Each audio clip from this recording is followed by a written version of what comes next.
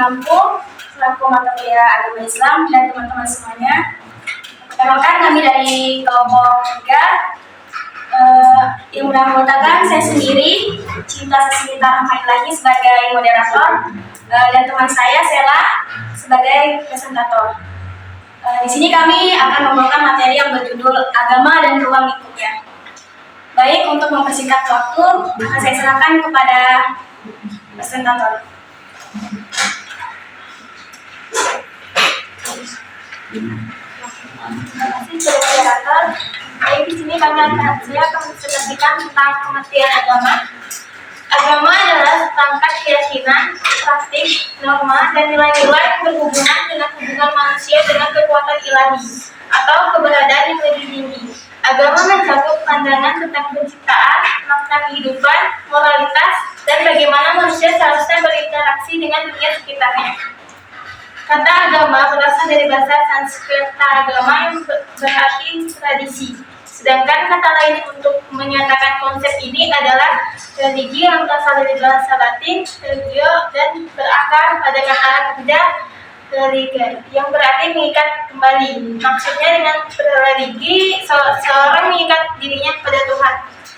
Sebuah agama biasanya melingkupi 3 persoalan pokok, yaitu yang pertama, keyakinan atau kardial, yaitu keyakinan akan adanya suatu kekuatan supranatural yang diyakini pengatur dan pencipta alam. Yang kedua, peribadatan atau ritual, yaitu tingkah laku manusia dalam berhubungan dengan kekuatan supranatural tersebut pada konsekuensi atau pengakuan dan ketuntutannya. Yang ketiga, sistem nilai atau value yang mengatur hubungan manusia dengan manusia lainnya atau alam semesta yang dikaitkan dengan keyakinan tersebut. Jenis-jenis agama. Tiada seorang pun yang tidak menganut suatu ajaran agama. Boleh jadi seseorang menyatakan dirinya tidak beragama, namun pada hakikatnya ia telah membuat suatu ajaran tertentu menjadi agamanya. Ditinjau dari sumbernya, agama dibagi menjadi 2 jenis, yaitu yang pertama agama samawi atau agama wahyu. Agama yang diterima oleh manusia dari Allah Sang Pencipta melalui malaikat Jibril dan disampaikan serta disebarkan oleh rasulnya kepada umat manusia seperti Majusi, Yahudi, Nasrani, dan Islam. Yang kedua, agama abdi atau agama bukan wahyu adalah agama yang bersandar semata-mata pada ajaran seseorang manusia yang dianggap memiliki pengetahuan tentang kehidupan dalam berbagai aspeknya secara mendalam. Contohnya agama Buddha, Hindu, Konghucu. Ditinjau dari misi penyebarannya, agama dibagi menjadi 2 jenis, yaitu pertama, agama misionari adalah yang menuntut penganutnya untuk menyebarkan ajaran-ajaran kepada manusia lainnya. Agama Islam sangat jelas dan tegas menekankan aspek misionari, akan tetapi pada kenyataannya hampir semua agama saat ini menjadi agama misionari. Yang kedua, agama bukan misionari adalah agama yang tidak menuntut penganutnya untuk menyebarkan ajarannya kepada orang lain. Jadi cukup disebarkan kepada lingkungannya tertentu yang menjadi misi utamanya. Hubungan manusia dan agama. Agama merupakan kebutuhan atau fitrah manusia. Berbagai pendapat mengenai kebenaran agama ini dapat dikaji pada beberapa pemikiran. Misalnya, Einstein menyatakan bahwa sifat sosial manusialah yang pada gilirannya merupakan salah satu faktor pendorong terwujudnya agama. Manusia menyaksikan maut merenggut ayahnya, ibunya, kerabatnya, serta para pemimpin besar. Direngutnya mereka satu persatu, sehingga manusia merasa kesepian jika dia telah kosong. Pada setiap keadaan dan perbuatan keagamaan, kita selalu dapat melihat berbagai bentuk sifat seperti ketulusan, ikhlasan, dan kerinduan, keramahan, kecintaan, dan pengorbanan. Agama sebagai fitrah manusia melahirkan keyakinan bahwa agama adalah satu-satunya cara pemenuhan sebuah kebutuhan. Posisi ini semakin takrab dan tidak mungkin digantikan dengan yang lain. Seperti yang firman Allah, dan aku tidak menciptakan jin dan manusia melainkan supaya mereka menyembahku. Quran Al-Zariyat ayat 56. Dan juga berfirman Allah, pada mereka tidak disuruh kecuali supaya menyembah Allah dengan memurnikan ketaatan kepadanya dalam menjalankan agama yang lurus dan supaya mereka mendirikan sholat dan menaikkan zakat. Dan yang demikian itulah agama yang Surah Surat Al-Bayyinah ayat 5. Agama Islam melingkup dan klasifikasi agama. Agama Islam adalah agama Allah dari Allah dan milik Allah, diamanatkan kepada umat pengikut utusan Allah. Jadi sejak zaman Nabi Adam, Musa, dan Isa, agama Allah adalah Islam.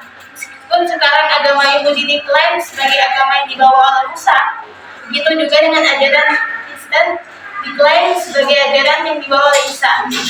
Padahal sebenarnya ajaran yang dibawa oleh Musa dan Isa untuk masalah akidah adalah sama-sama mengesahkan Allah, hanya berbeda dalam hal cara yang lain. Jadi makna Islam dapat disempit lagi sebagai agama yang diamanatkan kepada umat pengikut Rasulullah Muhammad SAW. Agama dalam hal ini Islam berasal dari kata salam, yang berarti damai dan aman. Kedua, salaman berarti selamat. Ketiga, Islam sendiri berarti menyerah diri secara mutlak kepada Allah SWT dan memperoleh ridhonya dengan mematuhi perintah dan larangannya. Selanjutnya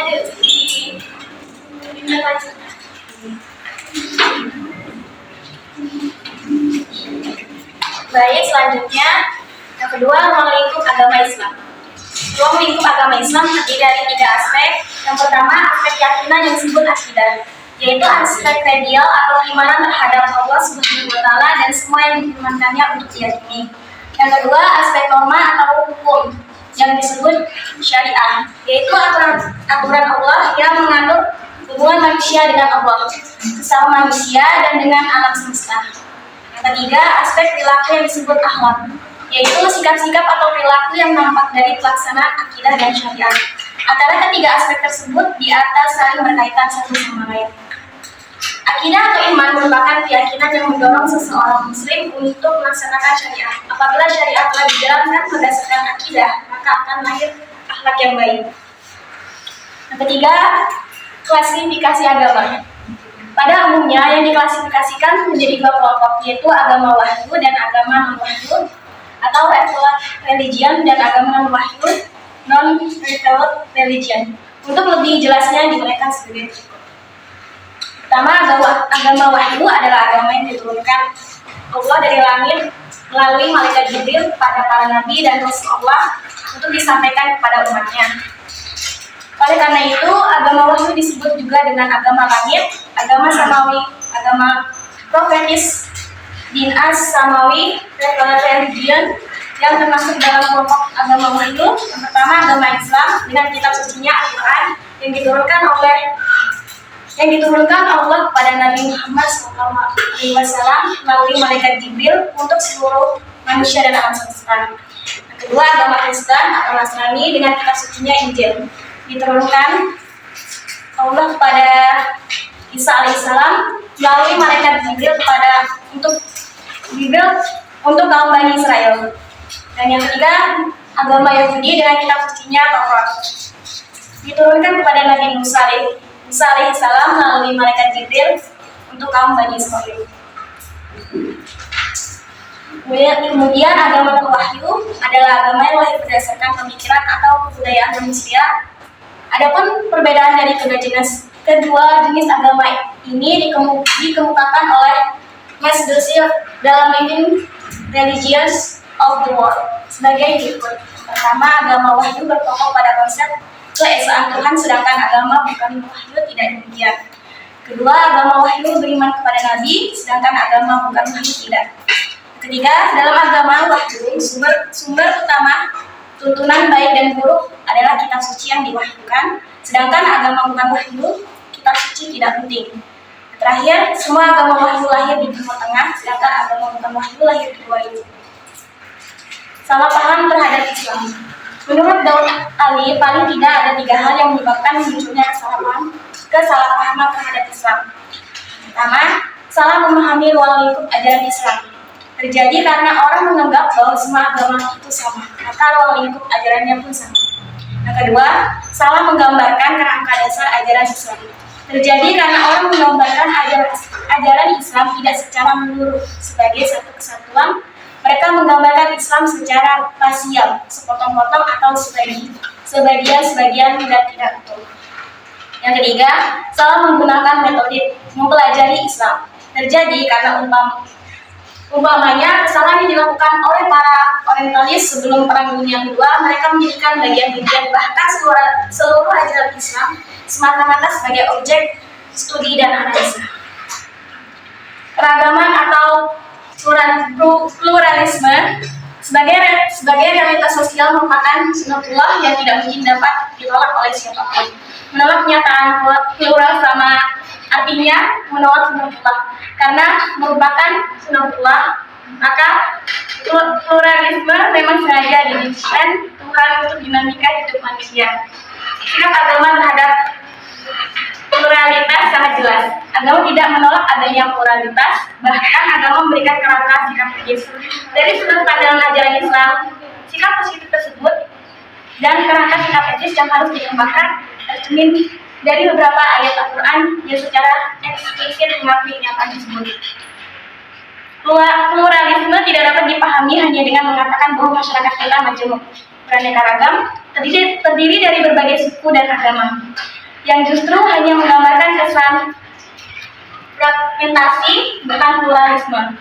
Tapi pluralisme harus dipahami sebagai pertalian sejati kebinekaan dalam ikatan-ikatan keadaban. Dalam suasana keragaman, pluralisme tidak lagi dilihat sebagai ancaman, tetapi sebagai potensi dalam membangun kehidupan masa depan yang lebih baik. Jadi kesimpulannya adalah manusia berkeyakinan bahwa dalam dunia ini ada sesuatu yang memiliki kekuatan yang maha dahsyat yang mengatur segala sesuatunya, baik yang buruk ataupun yang baik. Keyakinan ini membawa manusia untuk mencari kedekatan diri kepada Tuhan dengan cara menghambakan diri, yaitu menerima segala kepastian yang menimpa diri dan sekitarnya dan yakin berasal dari Tuhan, serta menaati segenap ketetapan, aturan, hukum, dan lain-lain yang diyakini berasal dari Tuhan. Dengan demikian, oleh keterangan yang jelas bahwa agama itu penghambaan manusia kepada Tuhannya. Dalam pengertian agama terdapat 3 unsur, ialah manusia, penghambaan, dan Tuhan. Maka suatu paham atau ajaran yang mengandung 3 unsur pokok pengertian tersebut dapat disebut agama. Baik, itu tadi presentasi dari kelompok kami. Jadi kami buka 3 sesi. Untuk satu sesi itu ada 5 orang. Jadi untuk teman-teman yang ingin bertanya, silakan yang sebut nama. Perkenalkan, nama saya Fitri Aulia dari kelompok 7. Saya ingin bertanya, apa manfaat agama bagi manusia?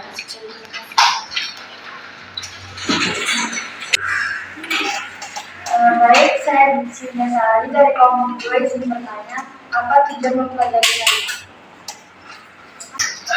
Baik, saya Eka Hamdana, saya perwakilan dari kelompok 7 izin bertanya, bagaimana cara mengatasi keberagaman atau pluralisme di tengah keberagaman agama yang banyak saat ini?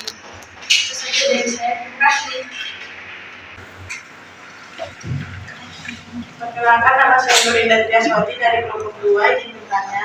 Pertanyaannya, apa yang terjadi pada manusia jika tidak beragama? Perkenalkan, saya Cahaya Rahman dari kelompok 1 izin bertanya, mengapa menjaga agama lebih diutamakan daripada yang lain? Baik, untuk sesi 1 saya tutup. Untuk jawabannya berikan waktu untuk kelompok kami untuk menjawab. Baik, saya punya pertanyaan dari Fitri Aulia. Pertanyaannya, apa manfaat agama bagi manusia? Manfaat agama bagi manusia itu sebagai panduan moral ketika manusia terhormat kepada orang lain. Terus kedua, mendidik manusia menjadi pribadi yang lebih baik lagi. Terus sebagai modal manusia menjadi manusia yang kuat dalam menghadapi dunia. Karena sudah dimengerti. Baik, saya akan menjawab pertanyaan dari Rio, kelompok 1. Mengapa menjaga agama lebih diutamakan daripada yang lain? Karena menjaga agama itu menjadi satu fondasi keagamaan yang pokok bagi seseorang. Agama juga sangat berperan penting bagi manusia dalam mengatur sendi-sendi kehidupan dan mengarahkan pada kebaikan.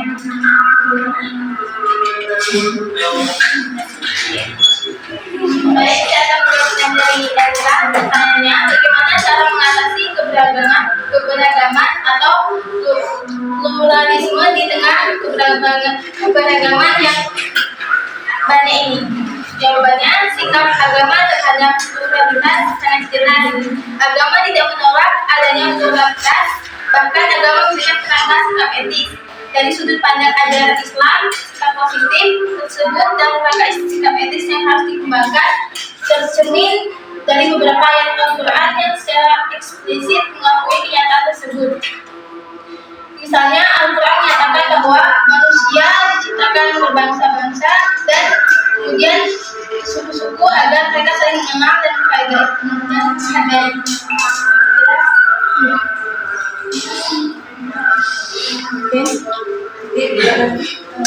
Saya akan menjawab pertanyaan dari Ibu. Apa yang akan terjadi jika manusia hidup tidak beragama? Jadi manusia tanpa agama itu seperti kosong atau tidak punya tujuan. Apabila ajaran agamanya diamalkan dengan baik dan sempurna, yakinlah aktivitas hidupnya akan agamis, pola pikirnya pun Islam. Jadi saya akan menjawab dari pertanyaan Cynthia, apa tujuan dari syariat? Tujuannya itu sebagai jalan atau jembatan bagi umat manusia dalam berpijak dan berpedoman. Selain itu, syariat juga menjadi media dalam menjalani kehidupan di dunia agar sampai pada tujuan akhir dengan selamat. Mempelajari ilmu syariat adalah untuk memuliakan manusia, seperti yang diketahui bersama, untuk menentukan ketentuan yang sudah ditetapkan olehnya dalam Al-Quran berupa aturan yang harus ditaati oleh manusia. Contohnya, berakhlak mulia, saling menghormati, bagi manusia sesuai dengan ketentuan agama. Baik, untuk sesi kedua kami buka kembali. Maka ada yang ditanyakan.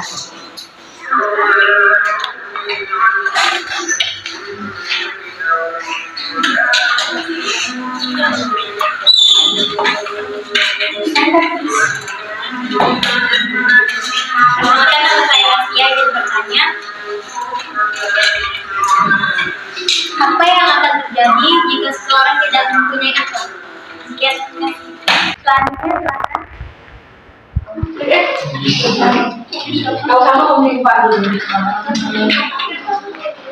perkenalkan, saya Halimah Sania dari kelompok 4. Apa tujuan agama bagi manusia?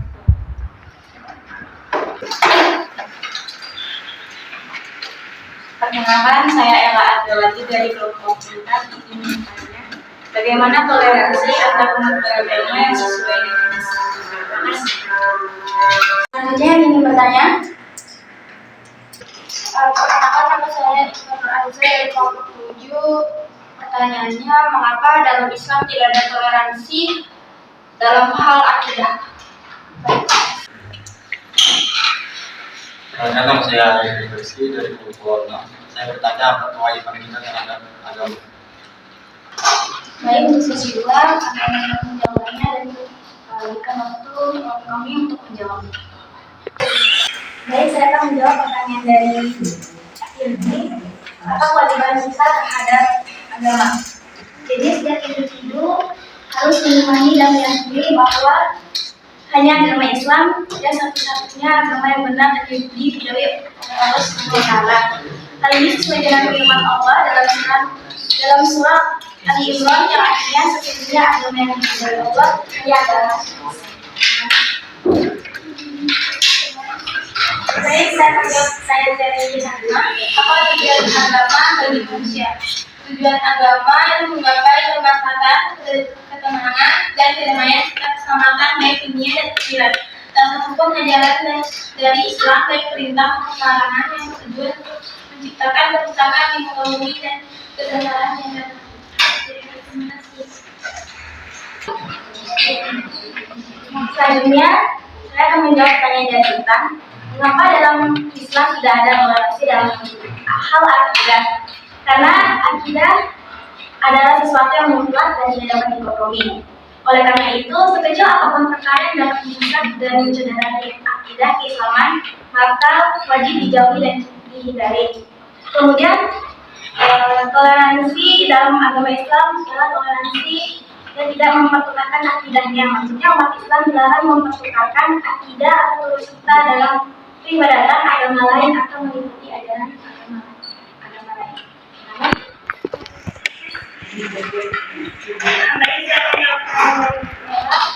Bagaimana toleransi dalam umat beragama yang dengan Islam?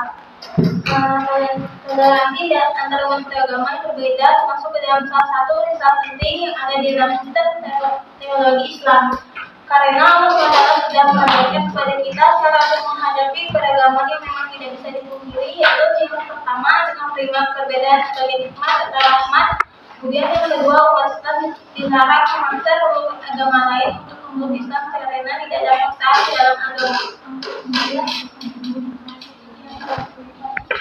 Selanjutnya, saya akan menjawabkannya dari Rastia.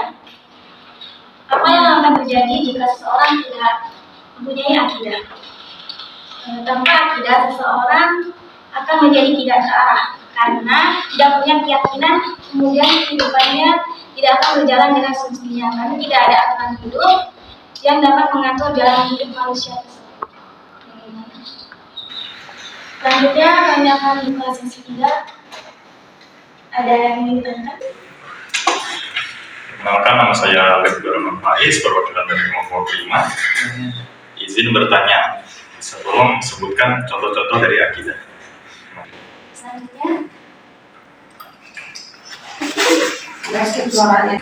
Perkenalkan, nama saya Muhammad Renal.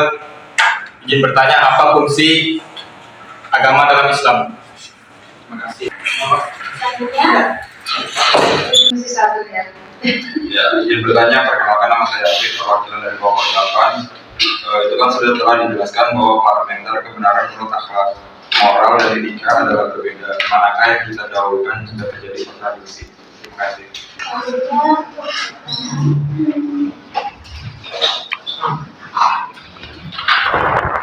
Akan saya bertanya, apa dampak positif dan negatif dan hubungan manusia dengan agama dalam sejarah manusia? Terima kasih. saya untuk sesi 3. Jadi saya akan menjawab pertanyaan dari Afif. Sebutkan contoh dari akidah. Jadi contoh penerapan akidah itu bisa melaksanakan perintah Allah dan menjauhi segala larangan-larangannya. Kemudian berpegang teguh pada Al-Quran dan hadis Nabi Sallallahu Alaihi Wasallam, menjauhkan diri dari semua perbuatan syirik dan meningkatkan kualitas ketakwaan kepada Allah Subhanahu Wa Taala dengan sholat berjamaah. Saya sambil pertanyaan dari Afif. Setelah ditanya, telah dijelaskan bahwa parameter kebenaran menurut akhlak, moral, dan etika berbeda. Mana yang kita dahulukan, yaitu ketaatan kepada Allah bersifat mutlak, sedangkan ketaatan kepada selain Allah bersifat isi. Oleh karenanya, kebenaran akhlak lebih diutamakan daripada kebenaran moral atau etika. Rasulullah bersabda, tidak ada satupun ketaatan pada makhluk dalam hal maksiat kepada Allah. Meskipun demikian, Islam tidak pernah mengabaikan hal-hal lain yang bermanfaat dalam kehidupan masyarakat. Bahkan Nabi SAW bersabda yang artinya sebaik-baik manusia adalah yang bermanfaat bagi manusia lain. Hadis riwayat Ahmad. Jelas?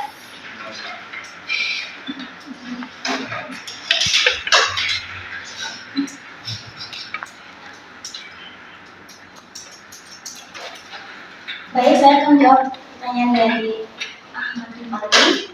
Pertanyaannya, apa dampak positif dan negatif dari hubungan manusia dengan agama dalam sejarah manusia? Dampak positifnya, moral dan etika berperan dalam membentuk sistem moral dan etika, mengajarkan nilai-nilai seperti keadilan, kebaikan, dan kasih sayang. Terus negatifnya itu seperti konflik agama. Sejarah manusia penuh dengan konflik berbasis agama yang menyebabkan perang dan ketidakamanan, kemudian diskriminasi. Bagaimana? Apa fungsi agama dalam Islam? Yang lebih sederhana, agama Islam berfungsi sebagai jalan ingat untuk menggapai keselamatan, ketenangan, dan kedamaian serta keselamatan bagi dunia sendiri. Ya, lanjut terus. Sesi selanjutnya, sesi keempat atau sesi terakhir. Apakah ada yang ingin ditanyakan lagi? Maka nama saya Dimas Maksudru. Saya ingin bertanya, sebutkan bentuk cara ibadah akhlak Islam.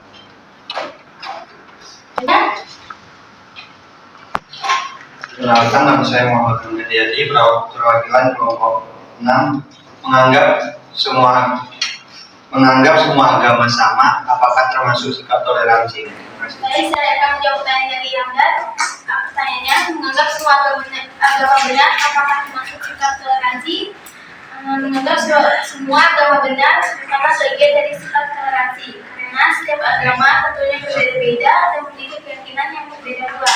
Setiap pemeluk agama tentunya meyakini bahwa agama yang mereka anut ialah agama yang paling benar. Tapi anggapannya bahwa semua agama itu benar dianggap salah dan tidak dimasukkan dalam Islam. Karena seorang Muslim sudah seharusnya meyakini bahwa Islam adalah agama terbaik dan yang paling benar.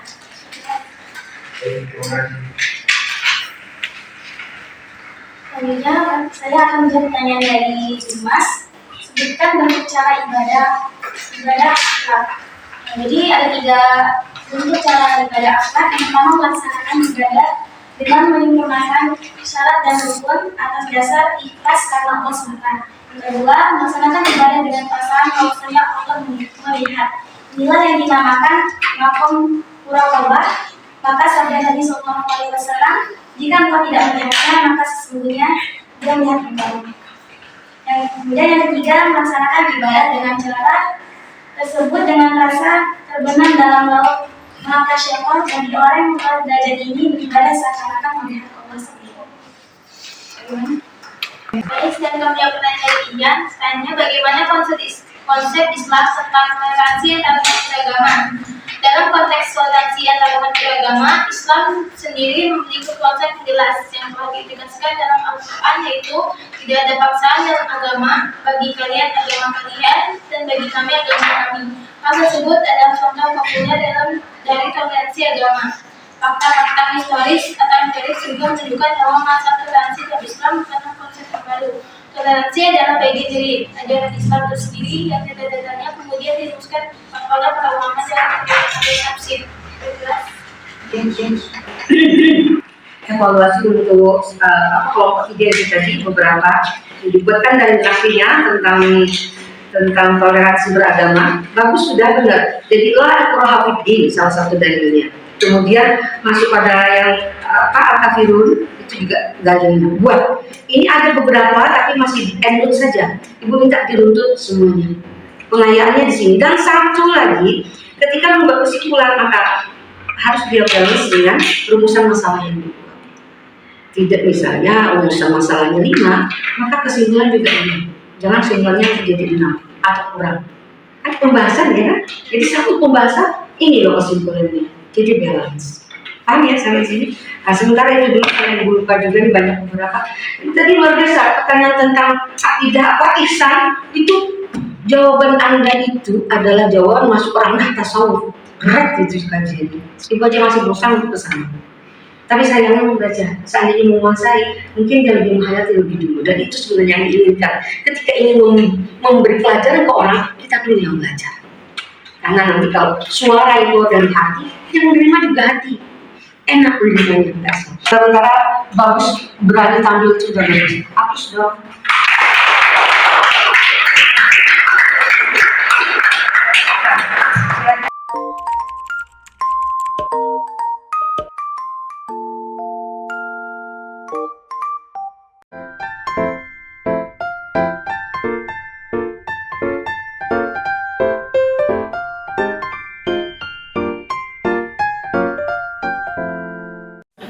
Assalamualaikum warahmatullahi wabarakatuh. Waalaikumsalam.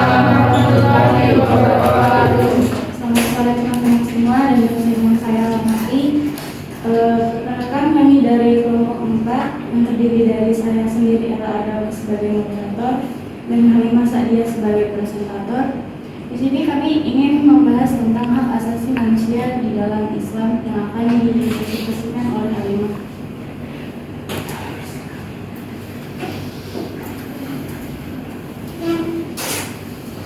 Baik, di sini saya ingin mempresentasikan tentang hak asasi manusia dalam Islam. Pertama, di sini ada ruang lingkup dan hukum Islam. Ruang lingkup hukum Islam diklasifikasi ke dalam dua kelompok besar, yaitu yang pertama, hukum ibadah dan hukum kemasyarakatan. Hukum ibadah adalah hukum yang mengatur hubungan manusia dengan Tuhannya, yaitu iman, sholat, zakat, puasa, dan haji. Dua, hukum kemasyarakatan, yaitu hukum yang mengatur hubungan manusia dengan sesamanya yang mencakup muamalah, munafahat, dan ukubat. Muamalah adalah mengatur tentang harta benda, contohnya kayak hak, obligasi, kontrak, seperti jual beli, sewa menyewa, pembelian, pinjaman, titipan, pengalihan utang, dan syarikat dagang.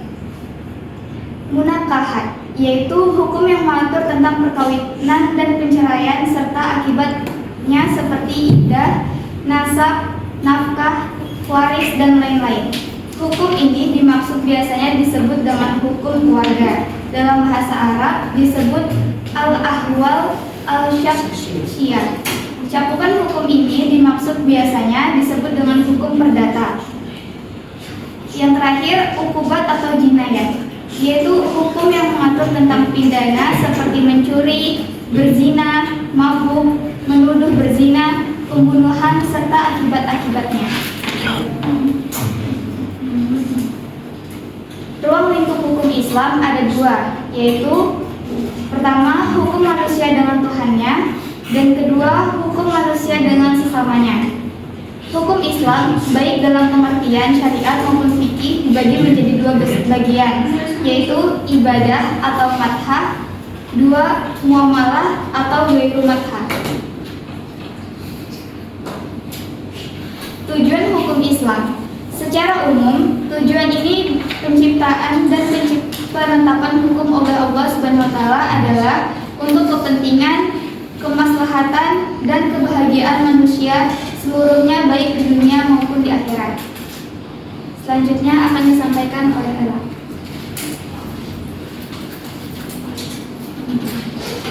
Sumber hukum Islam. Dalam garis besarnya, sumber hukum Islam dibagi menjadi dua. Yang pertama, sumber nakli. Sumber hukum di mana seseorang mujtahid tidak mempunyai peranan dalam pembentukannya karena memang sumber hukum ini sudah tersedia. Yang termasuk dalam sumber hukum nakli adalah Al-Quran, hadis, ijma, dan urf atau adat. Yang kedua, sumber akli. Sumber hukum di mana seseorang mujtahid dapat berperan dalam pembentukannya. Yang termasuk dalam sumber hukum akli adalah qiyas, ihtisan, dan istilah. Al-Quran sebagai sumber hukum. Al-Quran adalah kumpulan wahyu ilahi yang disampaikan kepada Nabi Muhammad SAW dengan para malaikat Jibril untuk mengatur hidup dan kehidupan umat Islam pada khususnya dan umat manusia pada umumnya. Yang membaca ayat dalam Al-Quran akan mendapat pahala dari Allah Subhanahu wa Ta'ala. Al-Quran itu dimulai dari surah Al-Fatihah dan diakhiri dengan surah An-Nas. Kemukjizatan Al-Quran. Mukjizat memiliki arti sesuatu yang luar biasa yang tidak ada kuasa manusia membuatnya, karena hal itu adalah di luar kesanggupan manusia. Mukjizat merupakan suatu kelebihan yang Allah Subhanahu wa Ta'ala berikan kepada Nabi dan Rasul untuk menguatkan kenabian dan kerasulan mereka, dan untuk menunjukkan bahwa agama yang mereka bawa bukanlah buatan mereka sendiri, tetapi benar-benar datang dari Allah Subhanahu wa Ta'ala. Salah satu bukti dari kemukjizatan Al-Quran yaitu pemberitaan tentang peristiwa-peristiwa yang akan terjadi di masa depan yang benar-benar terbukti. Misalnya yang termaktub dalam surat Al-Rum ayat 1-4 yang artinya Alif Lam Mim, telah digalakkan bangsa Romawi di negeri yang terdekat, dan mereka setelah digalakkan itu akan menang dalam beberapa tahun lagi. Kesimpulannya adalah sumber-sumber hukum Islam adalah segala sesuatu yang melahirkan ketentuan hukum yang mengatur umat Islam. Telah disepakati secara jelas bahwa Al-Quran adalah sumber hukum utama bagi umat Islam. Berikutnya adalah hadis atau sunnah dari ijma. Al-Quran yang memiliki jumlah 30 juz merupakan sebuah keseluruhan dari semua aturan dalam situasi dan kondisi apapun bagi umat manusia. Seluruh aspek kehidupan manusia ada dalam Al-Quran. Demikianlah presentasi yang dapat kami sampaikan. Kurang lebihnya mohon maaf. Selanjutnya kita akan memasuki sesi tanya jawab. Saya akan membuat sesi tanya jawab dalam 3 sesi. Yang ingin bertanya silakan berdiri. Perkenalkan, nama saya Rastia, izin bertanya, apa saja empat sumber hukum Islam? Iya sih. Ada lagi? Selanjutnya yang ingin bertanya silakan. Perkenalkan, nama saya Muhammad Nazari dari kelompok 5. Izin bertanya, bagaimana cara meyakini kebenaran sumber-sumber hukum Islam? Terima kasih. Selanjutnya ada lagi. Perkenalkan, nama saya Cinta. Pertanyaannya adalah apa perbedaan Al-Quran dengan hadis? Terima kasih. Ada lagi yang ingin bertanya? Perkenalkan, nama saya John Rizky, saya dari kelompok 6. Izin bertanya, apa tujuan utama disyariatkannya hukum Islam? Satu pertanyaan lagi. Baik, perkenalkan saya Tanggana, saya perwakilan dari kelompok 7.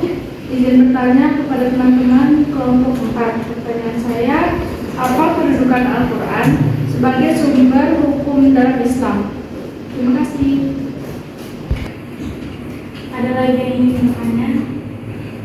Perkenalkan, nama saya Intan Ariza dari kelompok 7. Pertanyaannya, apa saja manfaat yang didapatkan dari mengamalkan isi kandungan Al-Quran?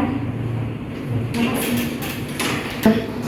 Baik, pertanyaan sudah cukup. Berikan saya untuk menjawab.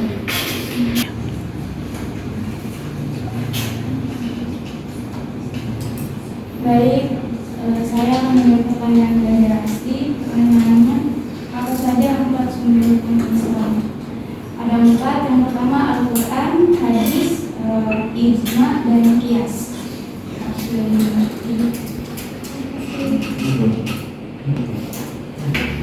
Baik, saya akan menjawab pertanyaan dari Ian, yaitu bagaimana cara meyakini kebenaran sumber-sumber hukum Islam dengan otentitas sumbernya dan mengkaji isi yang terkandung di dalam sumber Islam tersebut. Baik, saya akan menjawab pertanyaan dari Cinta. Apa perbedaan antara Al-Quran dan hadis? Al-Quran itu tidak boleh hanya diriwayatkan secara maknanya saja, tapi harus dilafalkan sebagaimana semestinya. Sedangkan hadis boleh diriwayatkan berdasarkan maknanya saja. Baik, saya akan menjawab pertanyaan dari Intan. Sebutkan 3 apa sajakah manfaat yang didapatkan dari mengamalkan isi kandungan dalam Al-Quran. Itu yang pertama, kita memperoleh pahala dari Allah Subhanahu wa Ta'ala. Lalu kita diselamatkan dari hari penghisaban akhirat. Dan kita menjadi keluarga dan kepercayaan Allah Subhanahu wa Ta'ala. Baik, jelas. Baik, terima kasih. Baik, saya akan menjawab pertanyaan dari Irdi. Apa tujuan utama disyariatkannya hukum Islam? Itu secara umum untuk mencegah kerusuhan atau permasalahan di masyarakat. Baik, saya akan menjawab pertanyaan dari Erika. Apa kedudukan Al-Quran sebagai sumber hukum Islam? Ya, Al-Quran itu sebagai sumber hukum yang paling utama.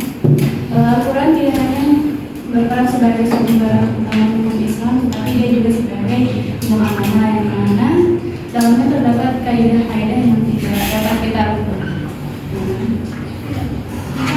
Ya. Selanjutnya sesi kedua, bagi yang ingin bertanya, silakan.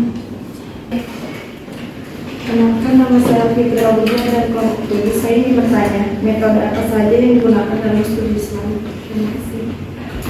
Ada lagi yang ingin bertanya? Perkenalkan, nama saya Sarah. Saya mau bertanya bagaimana cara memahami isi kandungan Al-Quran. Terima kasih. Ada lagi yang ingin bertanya?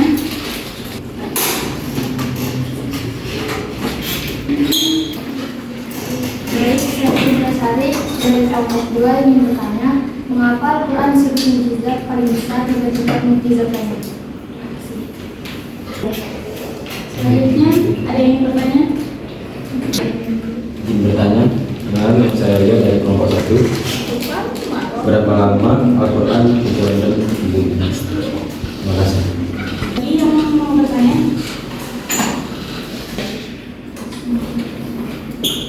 Perkenalkan, nama saya Dimas. Ingin bertanya, di dalam hukum akli terdapat kias. Apa itu kias? Ada lagi satu pertanyaan lagi? Perkenalkan, nama saya Muhammad Hamdan Riyadi dari kelompok 6. Izin bertanya, bagaimana peran ulama hadis dalam mengembangkan hukum Islam di kalangan masyarakat? Terima kasih. Jadi saya akan menjawab pertanyaan dari Aul. Metode apa saja yang digunakan dalam studi Islam? Yang pertama itu ada Burhani, terus metode Bayani, metode Najridi, dan Imhani. Bagaimana Aul?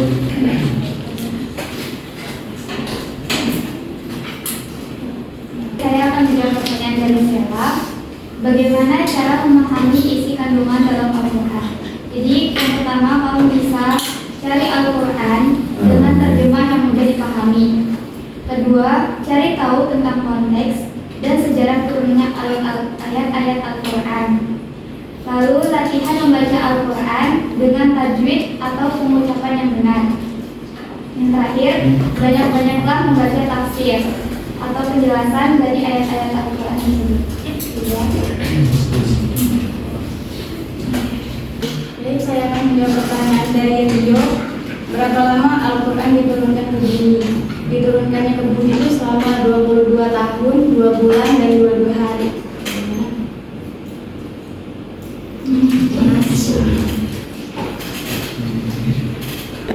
Saya akan menjawab pertanyaan dari Cynthia. Mengapa Al-Quran disebut mukjizat paling besar dibandingkan mukjizat yang lainnya? Karena Al-Quran ini bersifat universal dan abadi, yaitu berlaku untuk semua umat manusia sampai akhir zaman.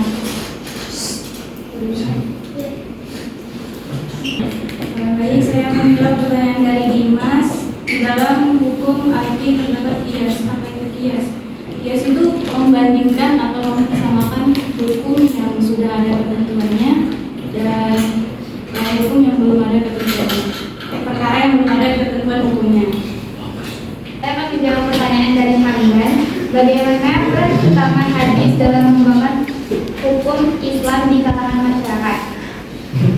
Yaitu fungsi hadis yang utama adalah menjelaskan Al-Quran. Bila kita lihat dari fungsi dan hubungannya hadis dengan Al-Quran, itu sangatlah berkaitan. Karena pada dasarnya hadis berfungsi menjelaskan hukum-hukum dalam Al-Quran dalam menjelaskan dalam segala bentuk. Baik, terima kasih.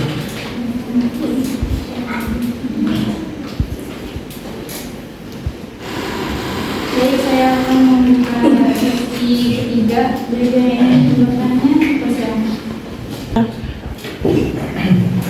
Perkenalkan, nama saya Berman Faiz, perwakilan dari kelompok 5. Ingin bertanya, bagaimana keadaan hidup seseorang yang telah diberi hidayah oleh Allah Subhanahu wa Ta'ala?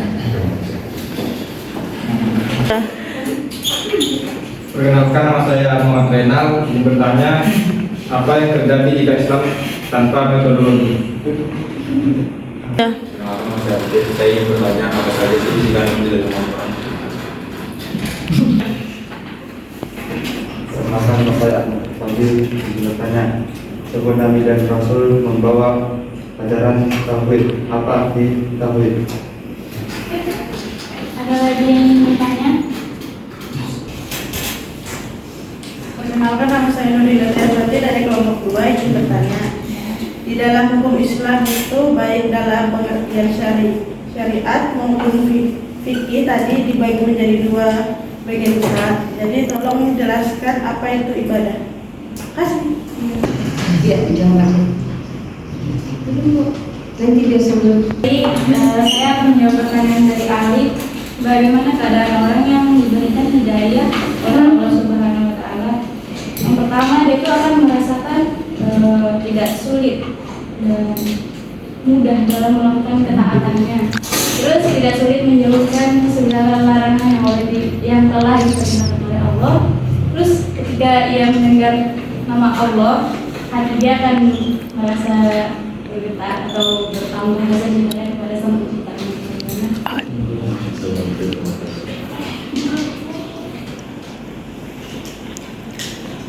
Baik, saya akan menjawab pertanyaan dari Renal. Apa yang terjadi jika Islam tanpa metodologi? Islam dalam metodologi itu tidak akan mampu sampai kepada tujuan pemahaman Islam secara efektif, efisien, dan cerdas.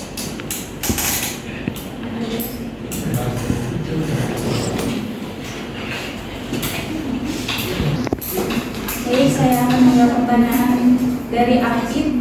Apa saja isi kandungan yang terdapat dalam Al-Quran? Tujuh mengenai akidah yang mewajibkan kita beriman kepada Allah, beriman kepada Rasul Allah, beriman kepada kitab-kitab Allah, malaikat, beriman kepada hari kiamat serta qada dan qadar.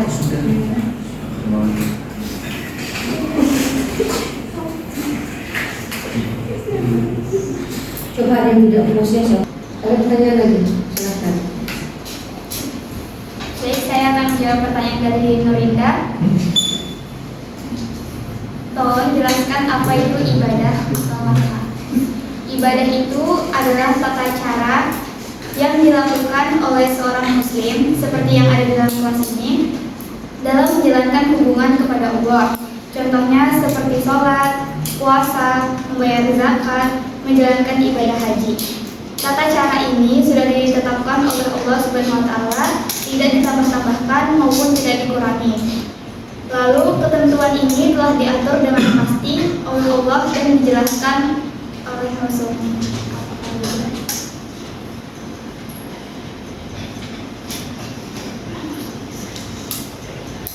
Baik, saya akan menjawab pertanyaan dari Muhammad. Semua Nabi dan Rasul membawa ajaran tauhid. Apa arti tauhid? Tauhid itu meyakini keesaan Allah, baik berupa zat, sifat maupun pekerjaannya.